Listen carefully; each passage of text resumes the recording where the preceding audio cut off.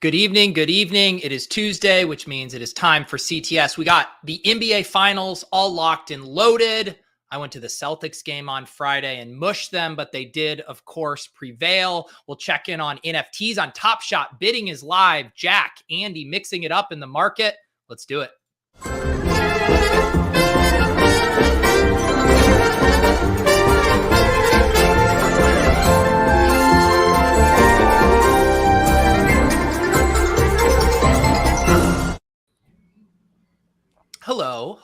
Hello, Andy. Hello, Jack. How we doing?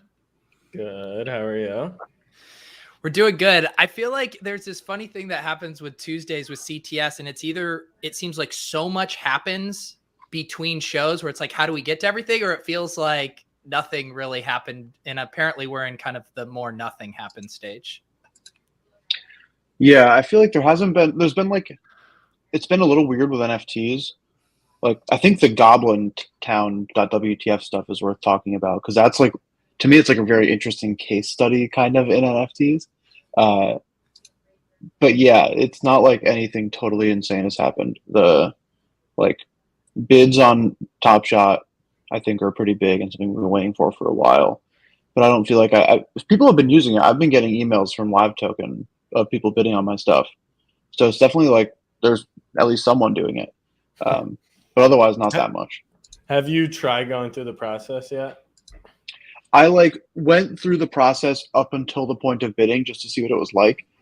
It's really weird. It's awful. I mean, yeah, and I think they know. I was being generous when I said weird. Yeah, I tweeted out like that is the one feature I have wanted was bids.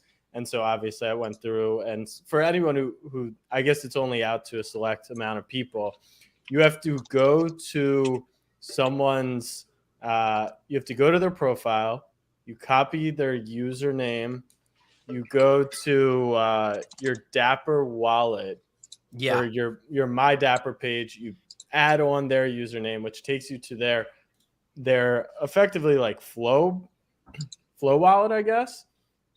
Ish. And then because it's not just like Top Shot or all day, like it's anything with a Dapper wallet, I think. And then like I was trying to put in an offer for like a Zion Cosmic, and and the person had 700 moments, and you can't filter. Oh, you had to scroll through all of them. The only two filters are like latest received or newest received or whatever. And I kind of thought like, okay, maybe they got it early on. So after 4 pages, I was like, I'm not doing this. I was also on mobile. So the process is terrible. It's an absolutely awful experience. And that's not like criticism on them. I think they're like well aware. And from what I heard, this might actually be a different process than what the Top Shot bidding system looks like. But hey, they said during the NBA playoffs, they got it rolled out. Is it great? No. Did they come through? And am I excited? Finally, yes. So I will. I'll give a round of applause to them. Yeah, I mean, I like I was saying, I got some very competitive bids on stuff that I have considered accepting. So, to the extent that it at least it was helpful for me, in so much as I'll get people who will DM me on Twitter and be like, "Hey, I saw you listed a particular moment. I'm interested." Most of the time, I don't see it until it's too late, and my DMs are a total shit show. Every once in a while, I'll try to talk to someone, but I also generally I don't have the free time, and I'm not super interested in trying to negotiate with someone in Twitter DMs for a deal on Top Shot moments, or really any NFT in general. But just having some level of a metric of oh, someone just bid $9,000 on my KD run it back. Maybe if I list it for 10,000, there's a buyer. Yeah. Just having that little bit of information is super, super helpful. And so I'm very excited about what that can mean going forward as they continue to build it out. It is, like you said, that's my favorite thing about just getting OpenSea emails is the way it helps you judge market sentiment. You know, if you're not getting any offers, you know that project's in a lull right there, or you start getting the offers heating up and you go to Twitter being like, why are cryptos pumping right now? So even just having that is very helpful to recognize where stuff is at. I do agree, the way it's kind of nested within the Dapper wallet right now is a little confusing. Can you set it up to receive emails when you get an offer? I was getting them through Live Token. Okay. I did not do anything for that. I think it's just because I've connected my account with an email address on there. I get emails from them when I get a bid. I don't know if you can do it through like the site proper or anything. Yeah. So is there a chance that I've gotten an offer if I'm not like hooked up to Live Token? We'll go to your, that was what I just pulled up on my screen. If someone wants to send me an offer for an FVV, just so I can feel what it feels like to get an offer, please do. But it's here underneath your inventory. All right. So I go to, it's just accounts.meetdapper.com, just your account. And then it's the last tab. Accounts. Okay. I'll look into that. So Andy, have you accepted any offers or negotiated or just used it to inform a listing price? I have not actively accepted, but I did like I said with KD run it back.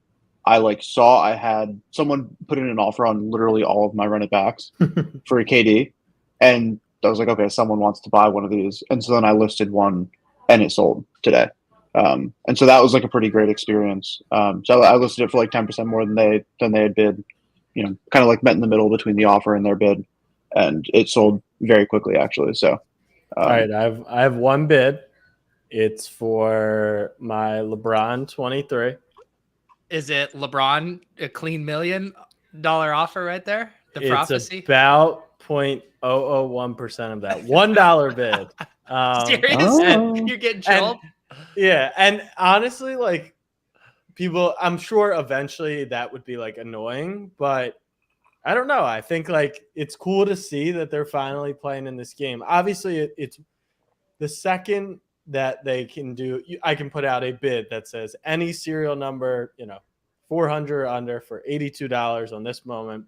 Like, yes, people will obviously start accepting that shit and taking as much liquidity as they can get. But like, we need to find prices. So for those who missed it, Dapper ran a promotion for VIPs.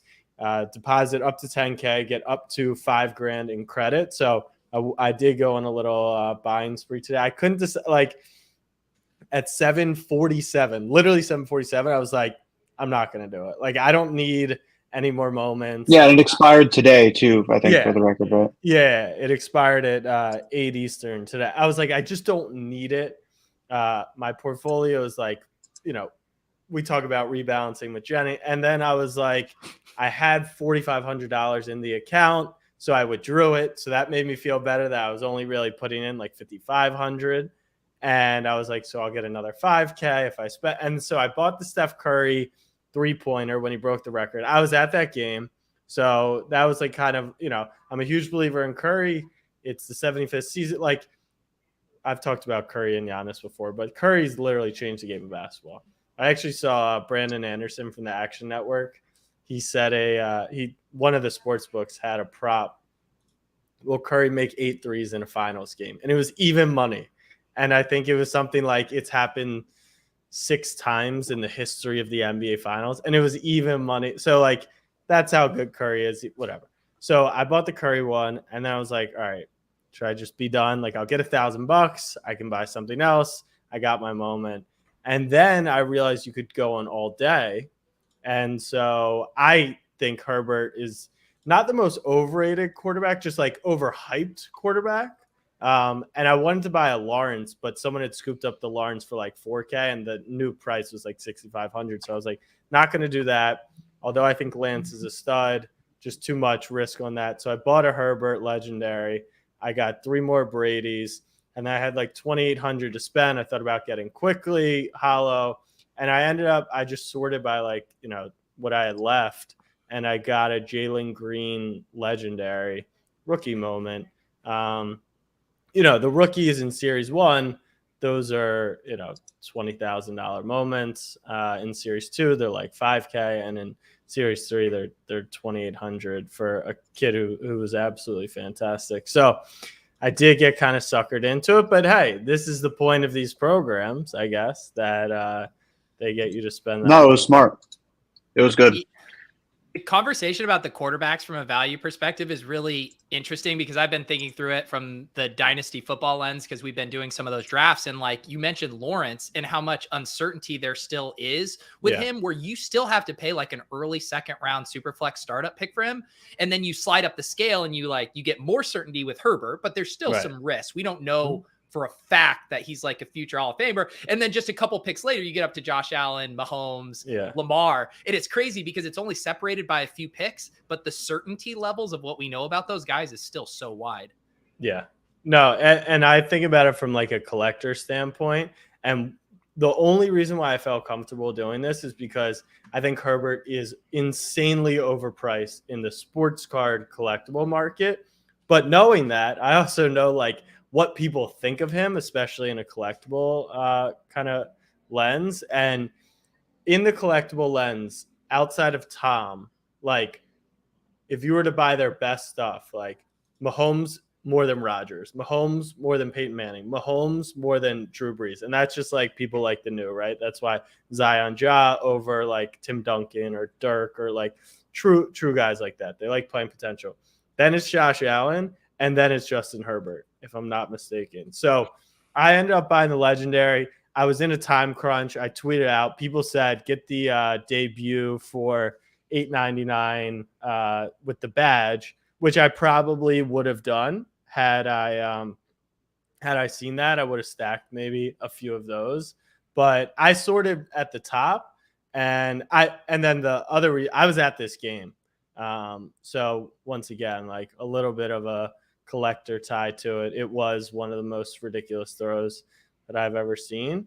And it was cheaper than the scrub who paid $200 more than me 9 days prior. So I felt good. I would have bought Lamar, but as you know, the only moment from the Ravens, I believe, is like a week 12 punt. So no Lamar Jackson quite yet. But that and like, I don't know. I thought it at 320 it was the best value, but at 220, like stacked Tom Brady debuts, there's 10,000 of them, which is way more than obviously LeBron has.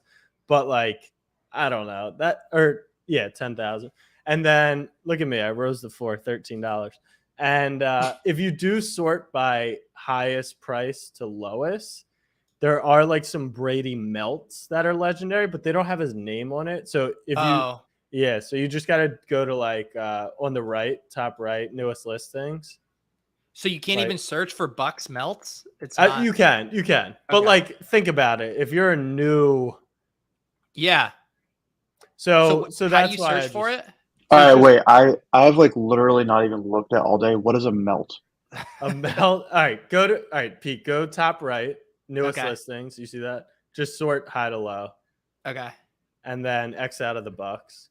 Like you'll see. But so it's the Favre moment. There's only 10 of them, which is pretty cool. Rodgers, there's 17 less, and then Mahomes, and then right there. So a melt is like the whole drive, which is a cool concept. Like it's all the throws from this 95-yard game-winning drive by Brady, which is also the famous game where AB gets naked and runs through the end zone. So like if they had melted AB into it, I actually think it would be like the greatest moment of all time. But it's a cool concept. But it doesn't say Tom Brady, which I think is a little bit weird. Not that people are like dumb, and it's against the Jets too. Not that my Herbert moment against the Giants is any better, but like, I don't know. I do agree with you that that's kind of like a marketing flaw there. You want this called the Tom Brady drive or something like that. Yeah. Or like at the very least, which I would imagine they can add later, like at least when you search Tom Brady, it pops up, right? So it has Brady, it has whoever catches it, Grayson, it has like all those guys. Like, why not at least have it tagged? And that I'm sure that could be added. So yeah, it was fun going through it. Moments so with my 5K that I'll get, I'll probably end up buying like Giannis run it back, which is 4-ish, or a LeBron Top Shot debut, which is like 4,500. So I feel good about like what I ended up with, but it's fun to like shop in Top Shot again. I don't know. Miss those days. Yeah, don't we? I'm not actually sure where Mike is tonight. Would obviously like to get his take on some of this stuff. I was pulling up. John Boy had a thread earlier today, kind of giving his thoughts on how Top Shot score could affect the market. He had 3 takes. The $4 to $15 range was going to get rocked. The polarity of sets would increase. Consolidation will happen, and then kind of recapped how some of these things are trending. Of course, John Boy deep in the Excel weeds here. I mean, have you guys noticed any other activity in the marketplace, or has it just been through a bid perspective for you guys? There was the Anthony Edwards main collector spent 45 grand. He bought Edwards Hollow debut #1 serial. That was the biggest sale we've seen in a very long time. I have seen a larger, like the mid tier, so like not mid tier, that not super legendary, but the higher tier, like Andy was saying, 1,000 to 5K. I have seen those on Live Token or like the Twitter bots, whatever, starting to move a little more, which I think is good. I think that's super healthy. Some of the moments I clicked through had a little bit of liquidity to them. So, you know, the shitty thing is like NBA season is ending. Yeah. So as they build a little bit of this momentum, is that, you know, is the timing going to line up? As we know, collectibles take a dip and then they'll resume. But you've got NBA finals now. The draft is late June, and then free agency is the 1st of July, straight into summer league. So it comes quickly, but maybe they push some of this momentum over to all day. But the two, based on my conversation, seem to be pretty separated. Yeah, well, I think the NBA is fortunate in that it's like, it doesn't really have an off season at this point. It's become such a production, especially like going into this off season. There's a bunch of players where where are they going to end up? What's the season going to look like next year? All of this. I think that it maintains momentum the best of every sport in the off season. So of all the sports that could potentially kind of carry it over, they could do it if they kind of play their cards right, and maybe the flow drop comes kind of in the middle of the off season and people start loading up, speculating on the next season, things like that. I could see that happening.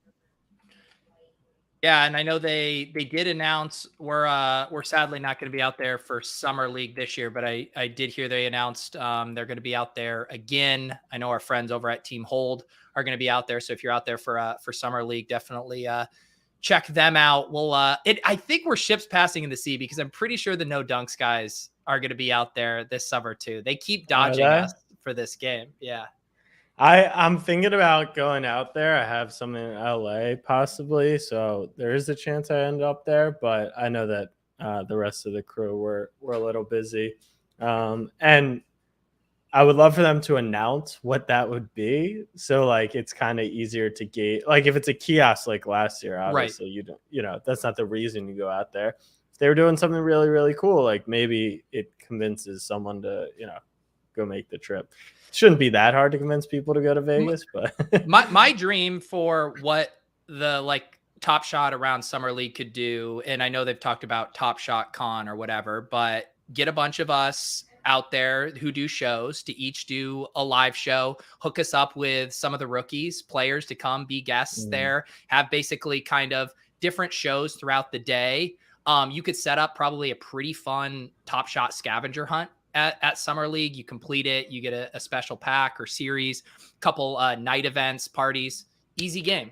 Sounds like a grand old time, but I feel like that is something they've done a good job of sending people to these events. And I know a lot of people have had a lot of fun with that, but it would be fun to get like a proper Vegas party weekend with a bunch of people out there.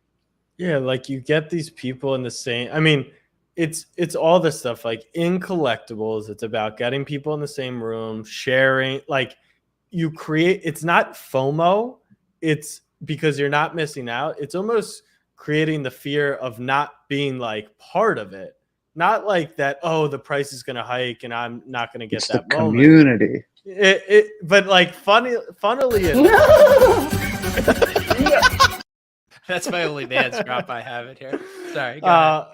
But it is kind of like a little bit about that. And so I didn't see anything officially, but I would assume based on what I had seen on Twitter, Sports Card National, the national convention, which I talked about last year, which made me more bullish on Top Shot, is end of July, last weekend in July in Atlantic City.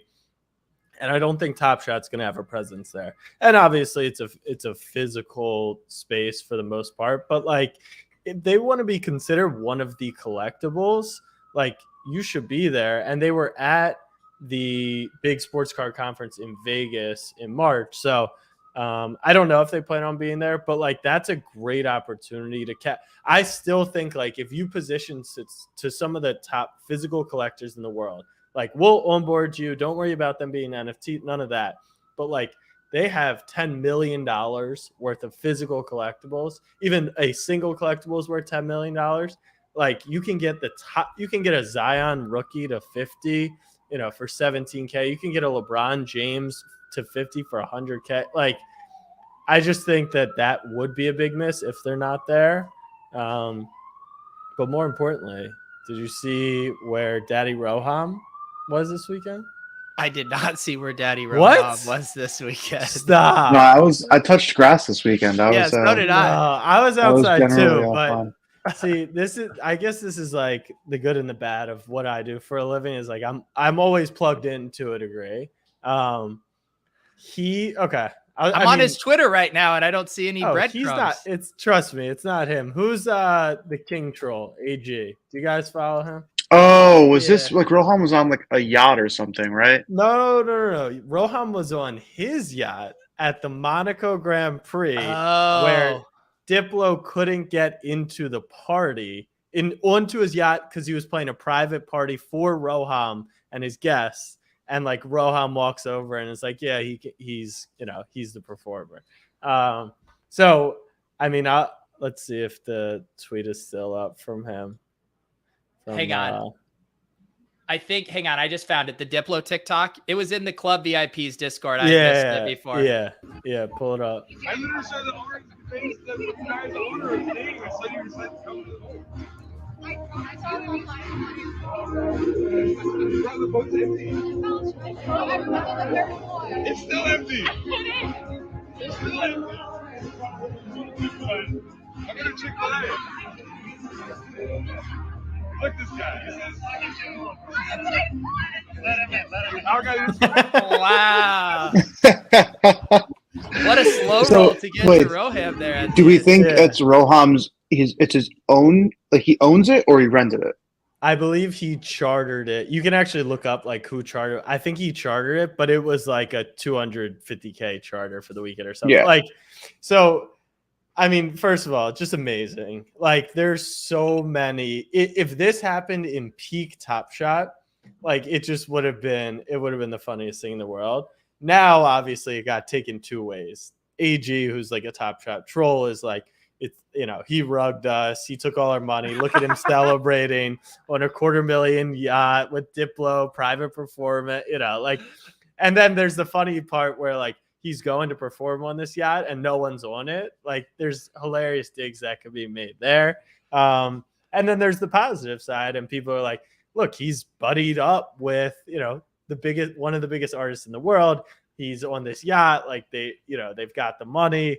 But the funniest part is Diplo is he is a verified like Top Shot collector. So people are like, bro, just show him your flow wallet. That's the true utility is getting on Roham's yacht with your Top Shot score. Unbelievable. So wow. That was funny. Have we heard anything about Top Shot at NFT NYC? No.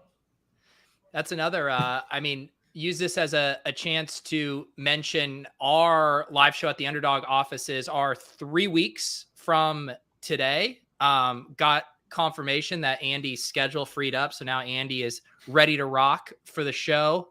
Jack will be there. I believe Mike bearing any kind of COVID What's our issues. date? June 21st, 3 weeks from today. Okay.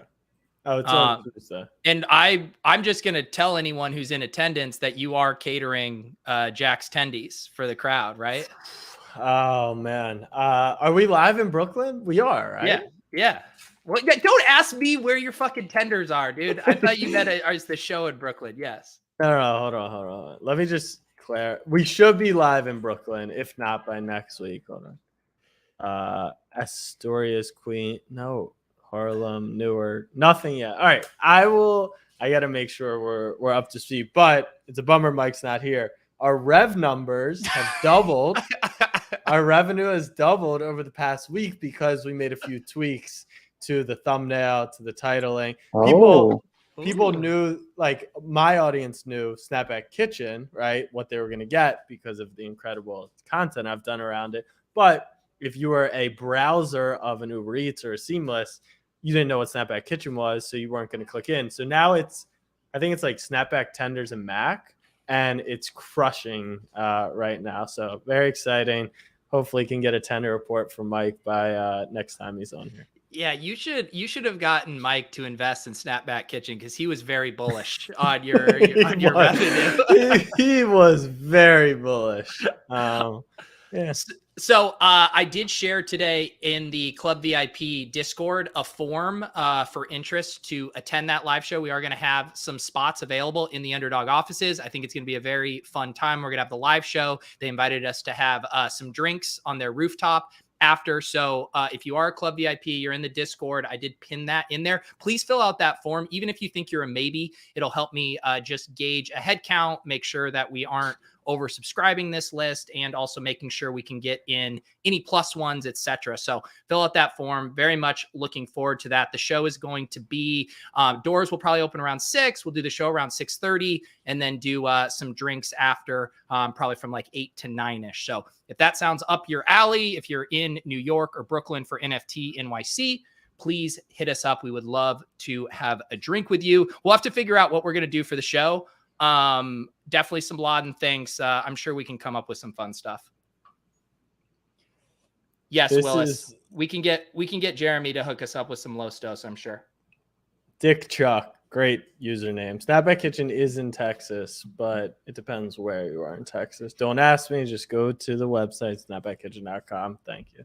Yeah, Jack, what are you doing? Because today I'm working to fight obesity in America with the Underdog Cardio Club, and you're selling all these guys chicken tenders and mac and cheese. So your partner in the Underdog Cardio Club, Mr. Nick Rudman, will vouch and will come on the show and say that chicken tenders are the sneakiest, healthiest food in the world. I'm pretty sure he clarified those as Bell and Evans chicken tenders, though. No, well, Bell under the hood of the snap. Well, Bell and Evans. I think he said KFC grilled. He's like an anti Chick-fil-A, or not that they're super unhealthy, but like they're not the healthiest group.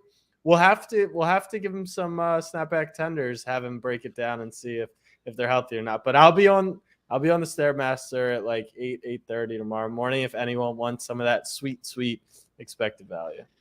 Yeah, in case you guys missed that today, it's up on Underdog's blog. It's pinned on my profile. We launched the Underdog Cardio Club for the month of June. If you do 7 BBM3 drafts and you do them while on some kind of cardio machine or while doing cardio and verify that you got your calories burned for that section, you'll become Underdog Cardio Club members. You'll get a tank or a t-shirt, a choice. You will get access to a private Discord with other cardio bros. And the thing I'm most excited about, we have not yet announced. We talk about utility for these membership groups. I was in the lab with Redmond. We have a true piece of utility that we aren't going to announce until we welcome in the members of the Underdog Cardio Club. True best ball grinders will very much appreciate this utility. I don't know. All right, so I have a question. Yes. I've recently got to Steppen. Yeah. So I've been doing that, but you have to track the GPS, so I can't like take a picture on the treadmill or something. Can I submit my Steppen routes while I draft? Yeah, because Lou brought up Steppen to me in the Discord today. He showed me what like the Steppen screenshot looks like, and I think it's fair game. I think it's fair game. Cool. So I'm going to get paid the big bucks to draft these underdog drafts now. That's a good deal. All right. Yeah, the ultimate story is someone wins $2 million while doing cardio and becoming a club member. I mean, that's just the ultimate win. Okay, I as the head of winning, which by the way, holy shit, if I tried to hit a pick'em. This is actually like the level of bizarre. It's not like I'm parlaying like first basket, which I hit. It's not like I'm parlaying. I thought of you, Jack, because I saw your tweet and I wasn't even watching the game, and I went through the box score log and I saw Tatum had the first basket. I was like, wait. My trip in Ithaca, New York, I picked the only goal scorer in Madrid plus 1100. I picked Tatum to fucking hit the first basket plus 550. I put 10 units. I put 10 damn units on the Celtics -3. They covered by a point, and they should have covered by like 19 points. But a pick'em. And they're 50-50 on both sides. So I guess implied 25%. I don't know if that's how it works.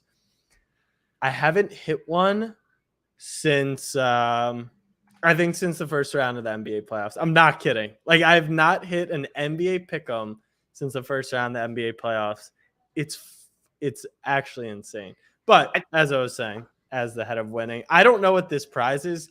Don't tease it, but like, is it like a really good prize? Is it like if you? I will say this. This is the most I will say. If you are a high volume best ball drafter, you will truly love this piece of utility. That's all I'll say.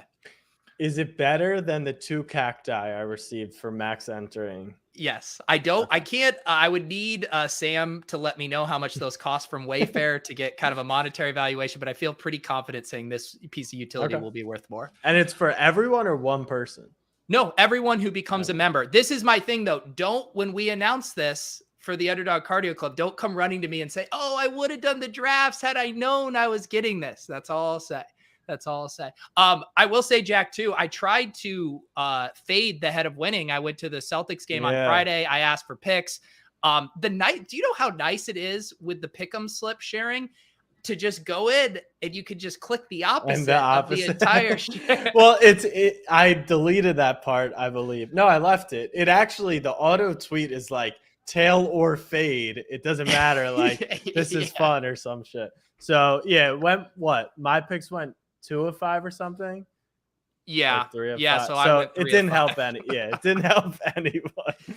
I actually had one of my, I made a bigger bet for me on the Heat plus 8.5, because I thought of it as an entertainment hedge. Like, I either go and the Celtics run away with it and the Garden is absolutely rocking and whatever, or the Heat keep it remotely interesting, or they win and I cash. And kind of my theory played out exactly how I hoped. I mean, it would have been nice if the Celtics won and just closed it out and I could have middled the entertainment and that. But yeah, you did see an all-time performance out of Jimmy Butler. Like, that was so. Tell me, because I watched pretty much the whole game, but it was like I wasn't like locked in. It wasn't one of those where like it felt like he was dominating the whole thing. Like, he was obviously controlling the pace, but in the arena, like, could you tell he was going for 47, 9, and 8 or whatever he did? Oh, I felt the same way as you, where every time I would look up at his point total, I'd be like, wait, how does he have 27? How does he have 35? Yeah. And then it was that the long 2-pointer he hit as the shot clock was running out, and that just deflated the place. Because it was like, I think the Celtics had just mounted a bit of a run there, and then he hit that, and it was just like, there's no chance. I feel like I have such a weird, because the only 2 Celtics games I've watched, or 3 Celtics games I've watched, are the ones I've gone to. And every time I watch them, they play pretty shitty. And I'm still like, how is this team in the NBA finals? I mean, like, I'm watching, these guys turn over the ball. Who is it? Marcus Smart is trying to dribble through everybody. And I'm just like, how is this team in the finals? So you didn't watch Game 7? No. So Game 7 was like everything you just talked about for 46. Well, I would say for 22 minutes, they absolutely obliterate the Heat. And then somehow, some way, they let up 19 free throws in the second quarter. It's a 5-point game. Third quarter, they obliterate the Heat. And with 3 minutes left, they're up 13 points. And they let the Heat go on an 11-0 run. Marcus Smart shooting deep threes, like with 15 seconds left. Like, they are a disaster. And Boston, in my opinion, is the better team. Like, they should be the better team. but 123 games of finals experience with the head coach versus a rookie head coach. First, like I just ended up rolling with Golden State. Yeah, Andy, what do you? Are you taking Warriors in this series? I had said Boston a few days ago. I think I'll stick with it, but I don't feel great about it. I don't know. I think it'll be a close series. I think to a certain extent, like having Stephen, Clay, and Draymond is super helpful, obviously, in like their finals experience. But I don't know. I think that like if you go down to the 8 people who are going to play on each team, probably the Celtics are deeper than the Warriors are. And so then it's like a question of between Tatum, Jaylen Brown, and, you know, a couple Celtics guys to step up in individual games, and then basically Steph Curry, Clay, and Poole, who's going to play better. I don't know. I think it'll be a good series. What is I'm trying to look up. What's the line? They're 3.5 for the first game. I think it's -160 plus 130 for the series. For the series, okay. Yeah, I will tell you my one, basketball scouting film grinder take. I mean, Robert Williams is so fucking good, man. The amount of shots that dude alters in like the little things he does on the court, I truly think he might be the Celtics' second best player. I love watching him. He's a little banged up. Yeah, he was limping on Friday. And it got worse. Like I don't know how much he played in the second half of Game 7. The Warriors get Gary Payton back, who's their second best defender, Otto Porter, who was giving them good minutes, and potentially Iguodala. For the series, Payton sounds like he'll go Game 1. Home court, like it is such a close series that every little thing I think matters, and every little thing seems to favor Golden State. Like Boston's got the top defense in the league, Golden State's 2. Like it's not like there's these grand edges. So I think Golden State ends up winning it. But it's an oblong ball. You never know how it bounces. I just want you guys to know how much it would mean to this city to just finally get a championship. To finally get the 18th championship this decade. Do you think, is there anything, I mean, we've talked about like legacy stuff at all. I mean, is there anything that can happen in this series to pump a player's moment on Top Shot? In what market? Like in a healthy market where performance matters? Like in this existing market? Can anything? I think there is a world. I don't think anyone on the Warriors it could really. No, I don't know. Okay. But I think there's a world where like Tatum drops 45 a game and the Celtics win in like 5, and you're like, holy shit! Like, what did we just watch? And people and there was like actual movement on Tatum. That would be like the one that I feel like there's a realistic chance of. Yeah, Tatum can stamp himself. Jaylen Brown is just like that option 2. But yeah, that's the answer. What Curry could possibly leap into conversation-wise, he has no finals MVPs. This gives him 4 rings. Presumably he would win the finals MVP, which is kind of the last thing on his resume that I guess is missing, is unanimous regular season MVP. The story of how they were done, the dynasty was over. I mean, it's been all over social. Like KD and Kyrie left each of these teams and joined up, and these are the 2 teams of the finals. Curry's the best point guard ever. He's the best shooting guard ever. But this would seriously launch him into it, not top 3, not top 5, but top 10 of all time. Yeah, I think with Curry, it wouldn't be like an instantaneous thing. It would more be like a shift that in my mind I like already exists, but like there are a few players on Top Shot where it's like if you said you have to, like, Top Shot will be successful in 10 years, but you have to lock your account and never touch it again, who would you want to own? And it's like LeBron, KD, I think Curry's already there for me, and Giannis are like the 4. And so like it kind of I would say would move Curry further on that spectrum of just like he has 100% cemented himself as one of the best players in NBA history. And like, if you just want to kind of make an index of good players who you'd want to own long-term on Top Shot, he's already there, but he would just be further along in that. Yeah, no, that's a good way of breaking it down. Because Tatum, he's 24 years old, so younger than Giannis, and it's rare that a player that young wins a title as the best player. Like Jordan and LeBron were obviously later. Steph was later. So yeah, that would make a big impact. Man, Andy, what you just described, a hypothetical of locking up your moments for 10 years. I mean, that's the roadmap for a lot of NFT projects, right? just stay for 10 years. We'll figure out it. Like you just reminded me, I have some of my magic locked up in the Atlas mines. I think for way too long too. I need to just do wait for an 10 audit. years. We'll add some utility. That'll be great.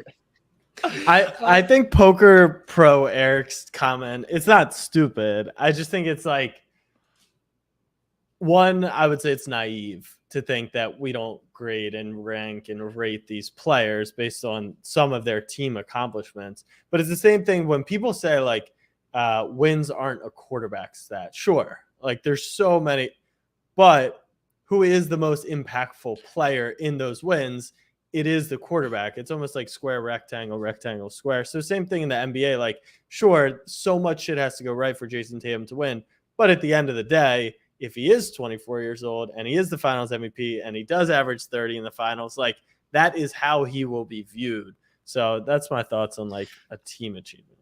And I do think, to your point, like you can get accolades. Like Jokic is probably a good example, right? Where you can rack up the MVPs, but if you ultimately don't have the rings, like what is Jokic's legacy going to be in 10 to 15 years if he never wins a ring? Like he'll be regarded as an incredible player, but still narratives and legacy are so driven by championships. Especially in like, we're playing in the collectible market, like out of everything to not, if you want to talk fantasy, you want to be a GM of a team. Sure. You can discount those things, but like in collectibles, Charles Barkley sports card hasn't sold in 2 decades. Like, that's just that's the name of the game is championship.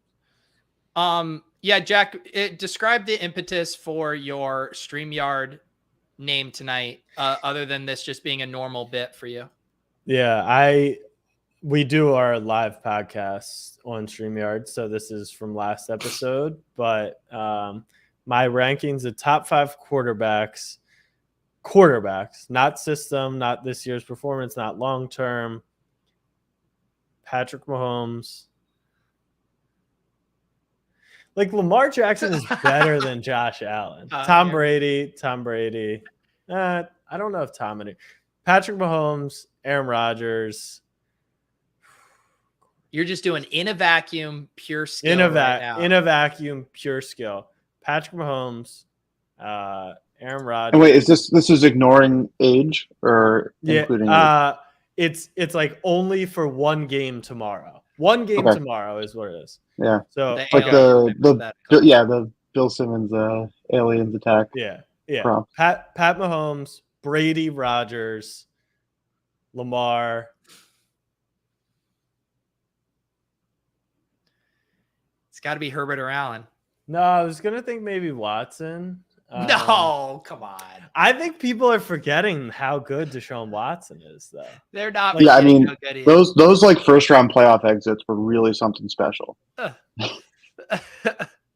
Well, but that's the thing is like it was Bill O'Brien and like a Houston Texans team who's won 2 games since he was suspended. So if you put, I'm always thinking like if you put, I wouldn't take him 5, but I think he's in the conference. The problem with Allen, you got to put Allen in your top 5. Just be done with this. Jack. No, because of this reason.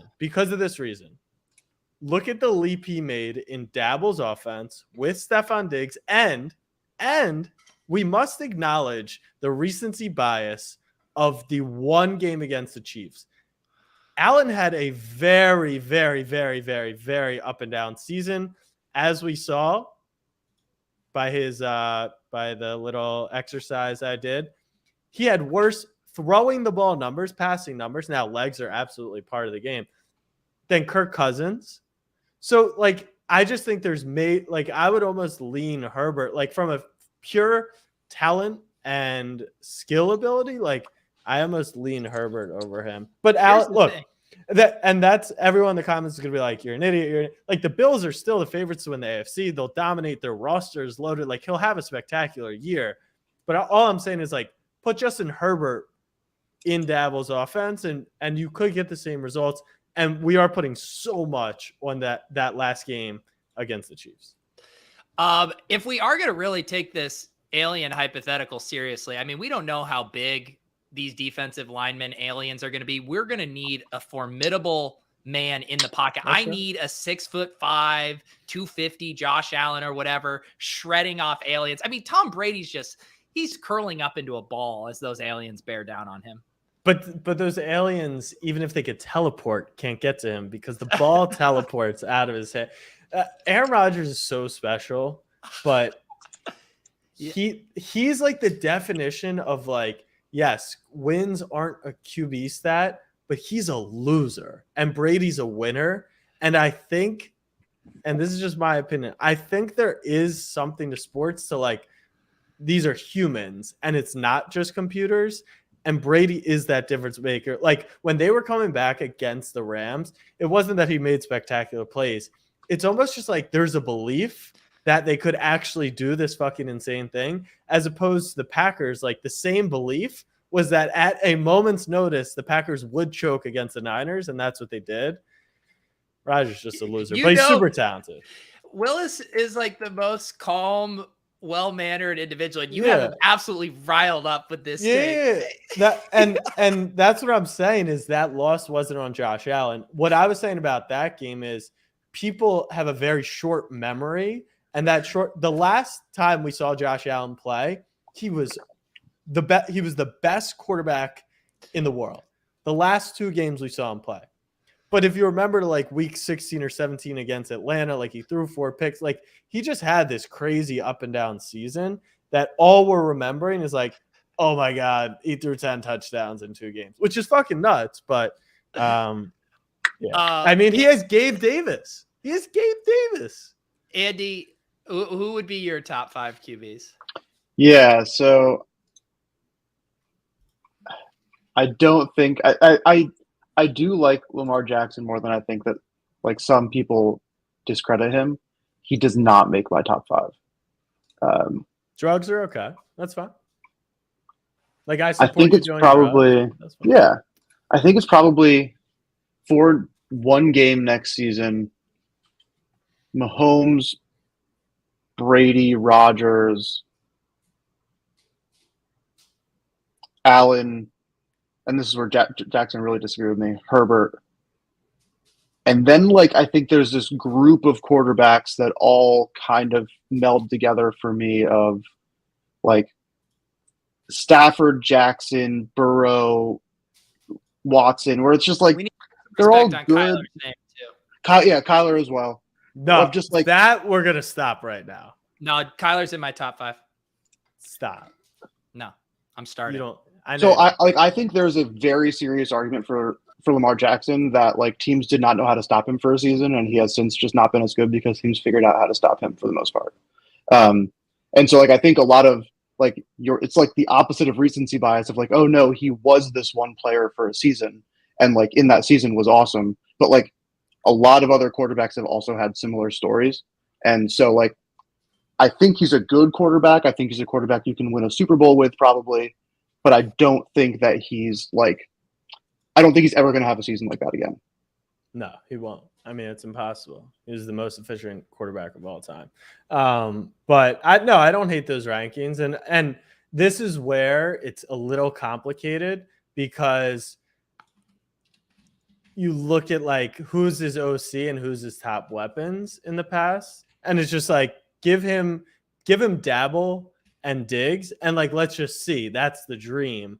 And right now he's definitely had the short end of the stick as far as talent on the offense. Yeah, they've had a lot of running back injuries. Yeah, but his team has been great, right? Like, yeah, I see someone saying in a 1-game scenario, he lost to Derek Carr this year. Like, yes, but he didn't have his starting left tackle. He didn't have 3 running backs. They didn't have a single practice with the starting offense. Like we literally had an underdog play like on Willie Snead to get 4 catches. Like Willie Snead's target share should never be 4 catches. So we'll see this year. Like I think one of the major things is the Ravens are favorites this year to win the North. Slim, but favorites, like over Burrow and the Bengals, who got better, over Cleveland, who I think is the best roster in the league. Maybe there's a little bit of Watson suspension baked into that. But Vegas is always believed in Lamar. Like the year after he won MVP, they were 14-2. They were favored in every game, and they were really good. And this past year, he was awesome with a beat up team. So we'll see. I'm excited to see this year, like all of these guys, Allen, and this is what I was talking about in the collectible market, which is why I don't own any Herbert, physically until today. Everyone's like, oh, Allen, he will be back. Like the Bills will be back. Okay, well, if Mahomes is going to be back, Allen's going to be back, Lamar's the top 10 quarterback, Deshaun Watson has the best roster in the AFC, and Justin Herbert is the truth. Well, only one of them can even get to the Super Bowl. So it's like legacy-wise, it's a very tough bet, and that's why I don't suggest buying any of those quarterbacks. You're better off just betting on them to win the Super Bowl. It'll return much more. AFC is so loaded. I'm getting heat for my Kyler take. My top 5 QBs would just be how they go in redraft for fantasy: Mahomes, Allen, Lamar, Herbert, and Kyler. I do. Last thing, then we can move on. Who's best ball moderate? Is that? No, it's a pen. I don't know who the Huntley over Lamar. I had fun with that take a little bit on people. So people genuinely believed this, and then they saw Huntley lose like 6 consecutive games. But it was because in garbage time he threw like 2 touchdowns against the Packers, and it was just so funny. Like Lamar finds a way to get it done, and he's ugly doing it 9 times out of 10. And Huntley like made some really pretty plays, but he literally didn't win a game as a starter down the stretch. No, people always just love having those takes. I do. To me, the conversation is more interesting around Mark Andrews, because Mark Andrews' production specifically blew up with those backup quarterbacks, which I think it was interesting. There's no reason Lamar can't feed him, and he won't have much of a choice with Marquise Brown gone. But I think that's the kind of interesting conversation where Mark Andrews, you have to use a early 2nd round pick on him, and you're kind of paying for that level of production that he had at the end of last season without Lamar, which is kind of interesting. I feel like we see that happen a lot with tight ends, where they like are a really good productive player, but they have like a weird lack of point production with their starting quarterback, and then in a situation where the offense is kind of in distress, if they are a good offensive player, like the backup quarterback just kind of funnels to the tight end consistently. I feel like Mark Andrews is not the first guy where that's happened. Yeah, I mean, Mark Andrews is very good, and his every one of his like peripheral stats have been trending in the right direction every year, and it was just like when he gets opportunity, he's going to explode. I think everything sets up well for him, but man, it is easy to get burned by these tight ends. I say as someone who drafted a ton of Kittle and Waller at the 2-3 turn last year, and now you can get those guys at the 4-5 turn. So it's brutal. It's brutal for me because all I want to do is take and stack Lamar, and I'm curious. The show is sponsored by Underdog Fantasy, so can I draft Lamar and Bateman and avoid Andrews, or like? Yeah. Do you lose without sacking with Andrews? No. I think you definitely can. I think Lamar puts up a ton of especially as a fantasy player, I still think Lamar is awesome. I'm very bullish on him. And I think especially like any running quarterback, you definitely don't need to. I think you can just like take him with essentially no one else on the team.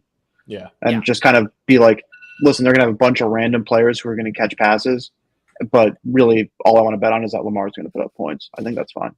Yeah, and the nice thing too is normally you can get Lamar at like the 4-5 turn, and then you can get you can either just reach and double tap Bateman there, or sometimes you can get Bateman in the 6th, and then you also have what your flavor of Duvernay, Tylan Wallace, like those guys are all free if you just want to tack somebody on. Gus Edwards is still super cheap. You can also just double tap like Lamar and J.K. Dobbins at the 4-5 turn if you want to. Yeah. How do you search the username of someone on like Flow with their wallet address? Do you go to Live Token, or where do you go Do you know? Andy, you're muted. I don't. I'm not in the Someone's. Yeah, Lamar's Week 17 matchup is Pittsburgh. What is the question, Jack? I know there's a way to search like who the owner of an NFT is based on their Flow wallet address. Do you know where to do that? I want to say it was Live Token. No, I don't know. Okay. Here's a question from David O. Andy, over under 50 BBM teams so far. Under. I've been busy. I haven't done as many lately. Let's see where I'm at. I'm gonna say I'm at like high 20s. I don't think I've done very many since the last time we did this. Yeah, there's no shame. I think I'm at 27. I've done 28. Wow. Andy, building the future of NFTs, has drafted more best ball. Right. Should we have people try to guess who my highest exposure player is so far? 28 drafts in. Oh, I like that. This is good. Actually, I have 3 players who are tied, but only one of them is like a fun high pick player who I've been taking a lot. The other 2 are just like kind of punty running backs that like aren't as exciting. Okay. So you're saying highest exposure player, and you said it's like top what round? First, like at the turn, kind of. Okay. I'm gonna say that Andy is really into CD Lamb. It's just kind of the vibe I'm getting. Okay. I'm going to go something that I think, and I'm going to go with Andy Smart with me. Nick Chubb. He's not a first. No.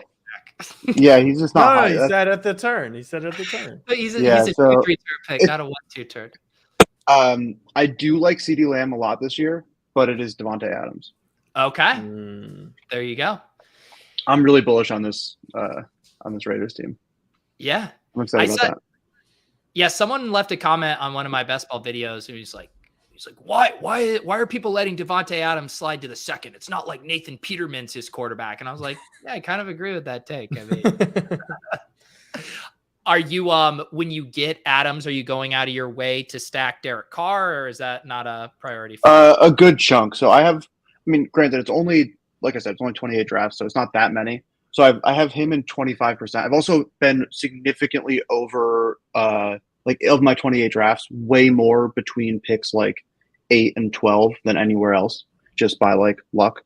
So I've also just kind of been in the position to do that. Like I think I've only drafted first like twice and second twice. So not very many. It's kind of at the top of the draft. But yeah, I have Adams at 25% and Derek Carr at 21%. So pretty solid combination there.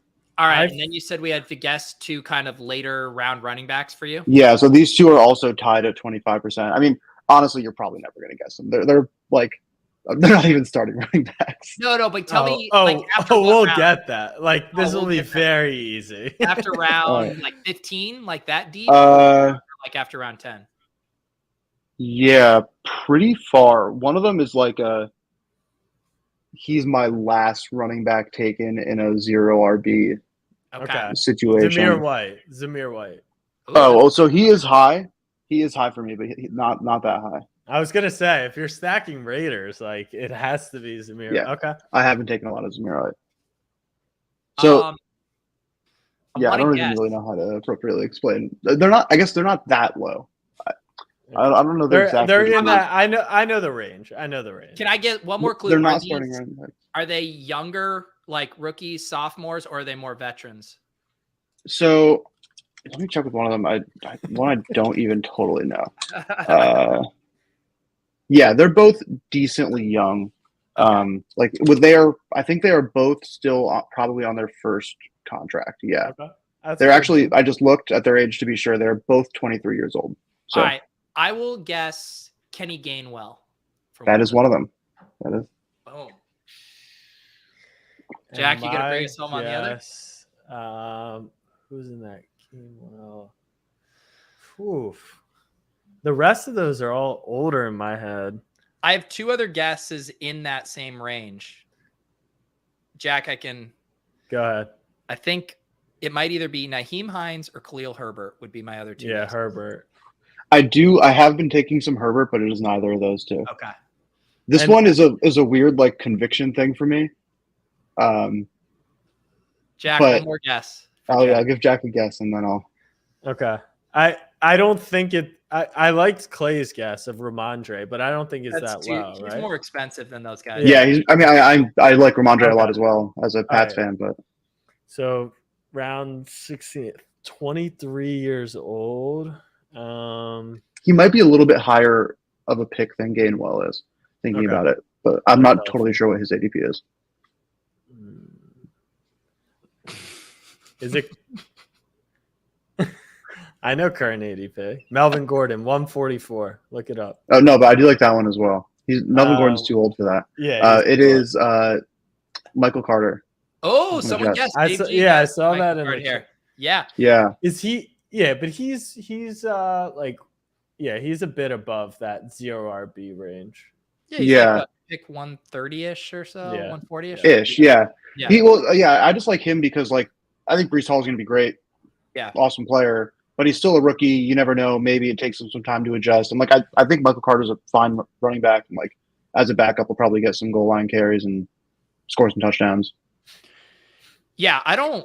I've been mixing him in for sure. I'm also very heavy Breece Hall, but the thing about picks in that range, like very heavy in that I think he's going to be like a late third, early fourth round pick by the time the season starts. And so I've just been hammering him in the 5th round. But the way those things work is it doesn't have to be like mutually exclusive, right? Because Carter can catch some passes to start, give you some usable weeks. And then again, if Breece Hall gets hurt, like then Michael Carter's back to being, the bell cow back. So that's all you really need from picks in that range. Willis, I don't know what you're laughing at. The fact that I'm drafting Gordon at 144 or you're drafting Gordon at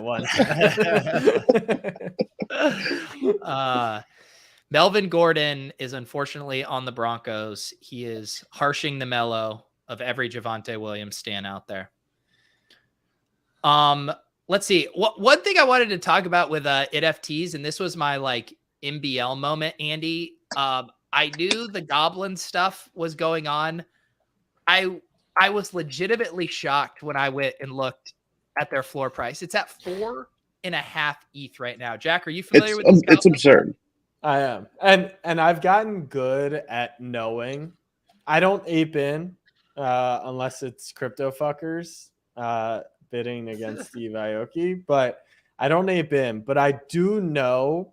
I know when I should get in. I just don't know when I should get out. And for that reason, I just avoid altogether. Like Cryptodes, I was in that chat. Like I knew that was one to get in on. There's been other ones. Like I knew that I could buy it to Ethereum when I saw it and it would be higher, but would it go to 2.5 and then I made 0.2 ETH, it went to 3. Like I would have totally sold at 3.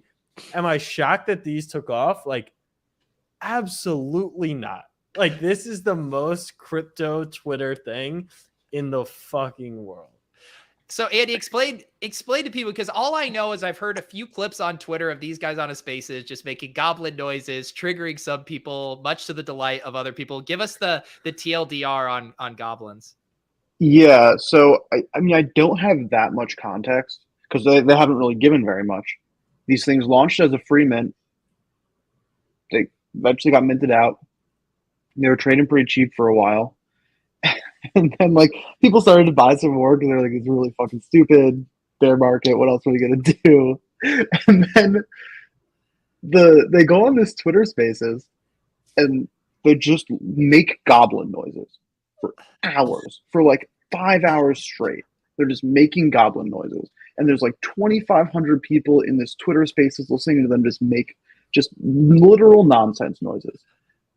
And what made me realize that it was going to do well, I don't even own any, for the record. I was tweeting about it during the time. I was like, this is very bullish. And I wasn't even kidding. It wasn't like bullish goblin noises. I was like, no, they have 2,500 people just listening to them make nonsense sounds for hours. That is unbelievably bullish for the project.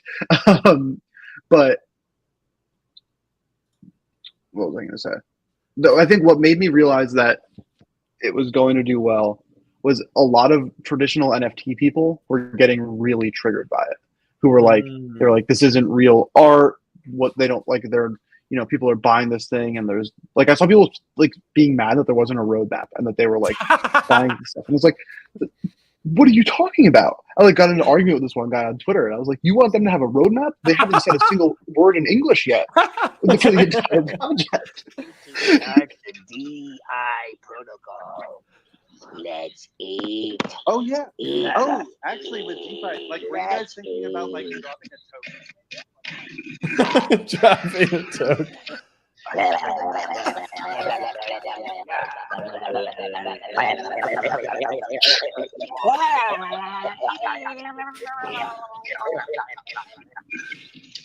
This is honestly more productive than most spaces that I've tuned into for NFT projects. But yeah, so there were just way too many people who were like, this is bullshit, this is stupid, why are you guys buying this? It's all going to go to zero so fast. And like generally just if a lot of people on crypto Twitter are like, oh, this thing's going to zero right away, it means it's not going to zero. And so, yeah,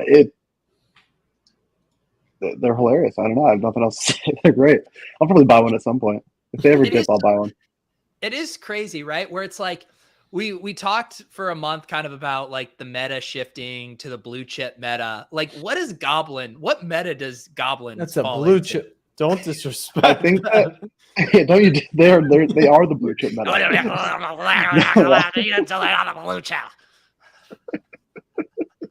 I think that these are like a really healthy reminder that we are very, very early in NFTs and no one knows what the fuck they're talking about. And so when people are like, oh, this is what's going to happen, there's going to be this shift to X, Y, or Z, this project, no one fucking knows. It's literal nonsense, and you can launch a project and not use the English language and say nonsense words and still be one of the most successful projects ever in NFTs. And so, and that it was a free mint, right? Yeah. So maybe that's part of the meta too, is the free stuff doing well in the bear market. I think like, yeah, people being able to figure out what is or isn't like a cash grabby or, I think like, as dumb as it sounds, them doing a 5-hour Twitter Spaces, no matter what the content was like more than most projects do. And this is probably more level of commitment and thought to a Twitter Spaces than most projects do when they do a Twitter Spaces. And so like, it isn't that hard to kind of separate yourself right now from the projects that aren't really trying. I don't know. I can't believe you're like giving them credit. It's the dumbest fucking thing in history. Do you know anyone? Amazing. No, but see, that's the thing is like, if you had said to someone, launch an NFT project that is the dumbest NFT project in history, it would not be nearly as funny as this. Right. And so it's like, while it's unbelievably stupid, they executed it like perfectly to where they very clearly are not idiots. Like they had a thing they were going to do and they did it well. And it's incredibly stupid and funny, but it is executed well. Do you think they can turn it into something? That makes sense. I think it kind of already is, right? Like, no, but it'll obviously be just like a pump and dump or whatever. Not pump and dump, but like it can't continue on the trajectory. It has to top out at some point. Yeah. Oh yeah, for sure. Like, I think that there's a world where these things kind of just turn into some like relic of when shit's going bad. You have your Goblintown NFTs. And like, I think they probably would do worse if they tried to turn them into anything more than that. I mean, like maybe they have some crazy idea that I don't know. I clearly didn't think of this shit, so I don't know what the fuck you would do from here. but like, yeah, I don't know. I feel like just like me leaning into the meme side of it is really the best thing that they can do. All right, I'm going to give in because I've seen this reference in the chat. And again, I feel like a boomer NFT guy not getting it. Andy, do you know what this buy my NFT or I'll do it reference is? It is another project that I noticed today on OpenSea looking at the stats page. I do not know what it is. I just also did notice it. Yes. Jack, you're our thought leader. Tell us everything you know about buy my NFT or I'll do it.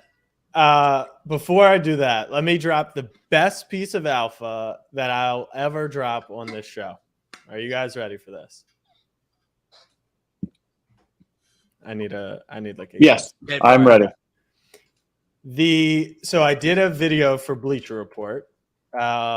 about their piece of the puck activation. Actually, I don't know if you people can bid on it. If you can, hold on. You people. Hold on. Yeah, be careful saying stuff like you. Piece of the puck holders are okay. So maybe you guys can't. If you are interested in that, I just bought a Bleacher Report NFT for $444. It comes with a $500 NHL.com gift card and 2 tickets to the conference finals game, which are $600 each. So it's because no one knows about it. It's called Piece of the Puck. I think you have to have the NFT to bid on it. I have it for every team. If anyone is in Edmonton or Colorado, there's 20 minutes left on each bid. They're going for $215 and $180. It's like $1,000 value. DM me if you want me to put in a bid, but yeah, I just sniped that, so I'll be going to the game. There you go. Anything else on your radar this week in NFTs? Andy, are you just enjoying the bear market builder time? Wait, what did this start with? What started this? I mean, the Broccoli Bros came on the show and did it, and then that guy K Money who does the sketches started. He did the one from what was it, VCon? He did, but I swear to God, the Broccoli Bros came on our show before I saw everybody. And did what? And did what? Building. Nothing. G Money dropped his membership pass thing. Oh yeah. I minted one. I know G personally. I'm very excited about what he's going to do with it. He's been spending a lot of time working on this for a very long time. It's definitely something to keep an eye on if you have followed the Proof Collective and thought that stuff was interesting. It definitely won't be the same, but it'll kind of be his riff on a similar style thing. It's called a Knit One. They've done pretty well so far. They were a free mint. They're at a double-digit ETH floor. There was never really a chance to buy one for cheap. Other than that, there's not too much that I'm aware of, honestly. Probably just going to be trying to catch up with stuff from the weekend and follow along. There was the Optimism airdrop happened today, which was kind of a shit show. Kind of is an understatement. Do you think it take stuff with G Money or any project right now? If you were advising a project, would you be hey, maybe just chill, wait to launch until there's better market conditions, or it's just just let it rip? Well, so with this one in particular, when I spoke to him about it, he had told me forever ago that he wanted to launch it when the market was down because he didn't want to launch it with some absolutely absurd amount of hype around what he was doing. So he had a pretty unique situation there. I would say there's going to be a lot less noise right now. If you have a really, really smart thing that you've been spending a lot of time on and really thinking about, and you have a plan and you're going to work on this for the next 5 years, no matter what, it's probably not the worst thing to do it when things are quiet and it won't be too hard to get attention. But at the same time, it might be you might not mint out right away and it'll take more time to kind of do all of that. So yeah, I don't know. I'm definitely not an expert when it comes to that. Also, these I'll do it NFTs are really something else. If you guys didn't look at those, it's just a bunch of pictures of people who are going to cut their penises off. Sounds lovely. The Goblin meta. What are you guys doing are you working on anything particularly interesting at Fractional right now?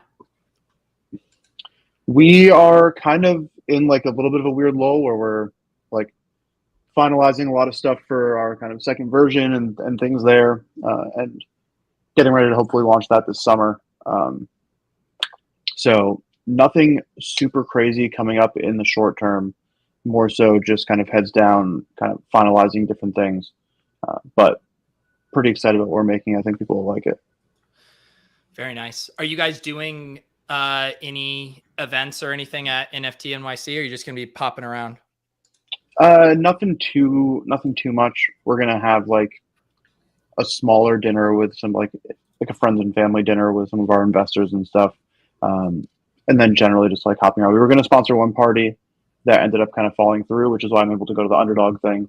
And then I have some other events, but I think we've realized that these really big parties, these really big events like NFT NYC, throwing the parties for them is just a shit ton of work, and it's really not that rewarding. when you can just go to other people's parties and do the same thing. And so if someone else wants to do it, awesome. It's also like just a pain in the ass to have people like text you all the time, be like, hey, I know you guys have this party. I didn't RSVP. Can I come? Yeah. Like, it is legitimately a very frustrating part of doing it. So we're pretty happy to not be doing that too much anymore. I can't even imagine. I mean, I try to plan the, the mini gatherings with the club VIPs. We did a ship chasing one in Vegas, and even just planning a party for 40 people is like mentally taxing. I can't imagine the stuff, like I hear the Moonbirds team, they're trying to, get a venue for 2,500 people and think about entertainment and drinks. I'm like, God, that sounds like a logistical nightmare. Yeah. It's a full-time job for like the month or two leading up to it. It's like legitimately a 1 to 2 person full-time job. Evan wants you to pump the Knights party, Jack. What's the deets on that? We are Monday night, June 20th. Our party last year, you were there. You were wasted. You were actually wasted last year. Yeah. It was fun. It was a lot of fun. Ja Rule was smoking some kush. Now it's your turn to sound like a boomer. It was like you couldn't even figure out the word. Oh my God. I didn't post it on Twitter, so you guys didn't see it. Last night we picked our winner to come to the NBA Finals with me. He did accept to come with me. Sorry to break your heart. Who is it? What's it? What's his name is Sean Carlson. He's actually he's in Colorado. Sean, rethink this. Find a friend. Cut this guy out. So we went TikTok live, and the big idea was we picked the winner beforehand out of the entry, and Pop Chew, who's the company we do it with, laminated the name and put it into a golden chicken tender. The golden chicken tender looked like the fattest, dankest piece of nug you have ever seen in your entire life. I need to tweet out the video. I had thousands of replies saying okay, yeah, that's a chicken tender. It literally looked like I was a drug dealer on my Snap story. That's what drug dealers do. They showcase their product. So yeah, smoke weed every day, people. There you go. Yeah, I was bummed. I bumped into, because it was when we were in NFT NYC the last time, Josh swung by the Top Shot party, and I got to meet him there. But then I was too drunk to stumble into him at your party. Which had a slide. That bar had a slide. Yeah, we had a slide. Evan would know better. I think we're doing it at the same spot. We were gonna do some huge party at Brooklyn Mirage, but to Andy's point, it's the effort, the money, the getting the sponsor, is that the best use of time? Brooklyn Mirage is pretty fucking sweet if you guys haven't been there.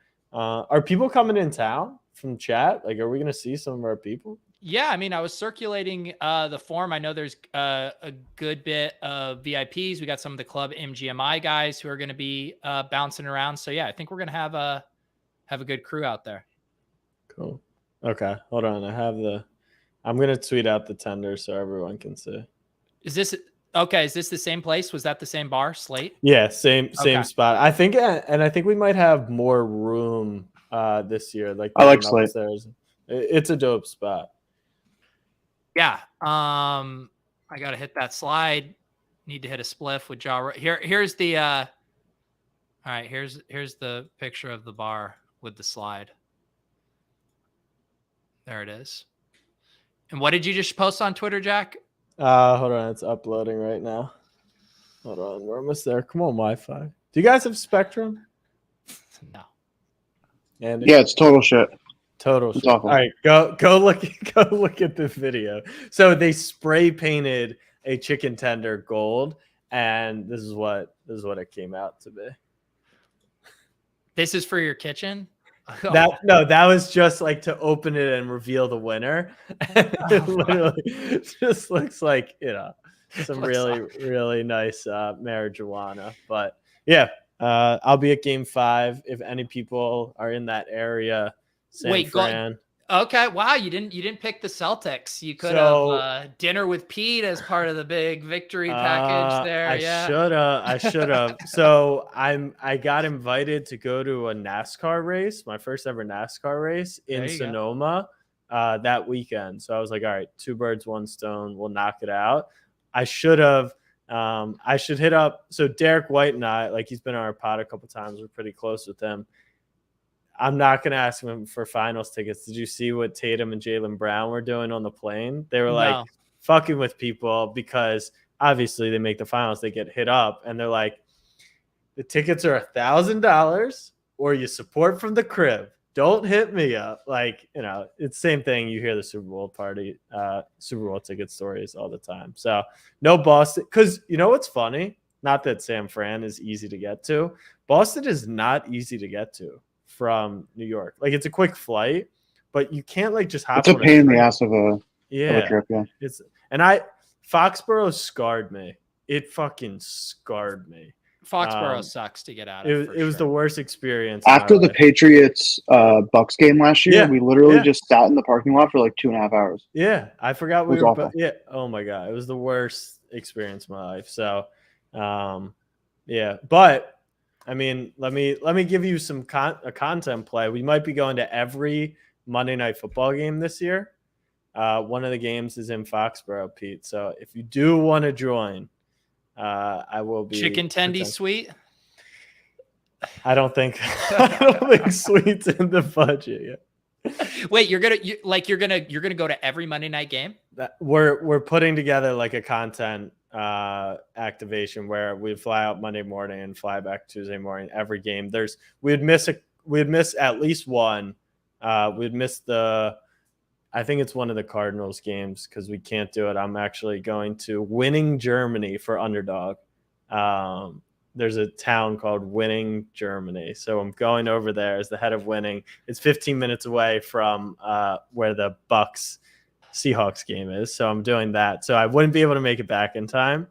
But there's a game in Mexico City, which is cool. And then week 2, I have to make a decision. It's like Buffalo or Philly. I'll probably end up in Buffalo, but we're formulating the idea. I like that. Yeah, so it should be fun. So if anyone wants to join to link up, let me know. And Quadzilla, I have stopped bidding on the pucks. It's not me anymore. The bidding has gone up to 515 and 500. The Tampa one sold for $1,000. I got mine for $444. First of all, it comes with a $500 gift card. And the get-in price for the Rangers games are $600. So it was like a $1,700 value. So NFTs aren't it. Is it true you're starting a new podcast called Crypto Fox and Crypto Pucks? Yes, that is coming. NFT loves. Coming soon. Well, I'm bummed Mike didn't swing by and join us tonight. Of course, wanted to get some of his takes, but we will regroup with him next week. CSU, of course, doing everything he can. Andy, any other final takes here to get off your chest before we power this one down? No, nothing from me. So, all right, guys. Yeah, for those of you guys in the Discord, like I said, check that pinned post, fill out that form if you're going to be in New York. I actually also ordered some goodies today for those who are going to be showing up. I've previewed those to the guys. I think you will enjoy that. Really looking forward to that. We will be back as always every Tuesday. Hop on Underdog, snipe Andy on Gainwell, snipe Jack on Lamar Jackson, all of that good stuff. I'm Pete. We'll see you guys next time.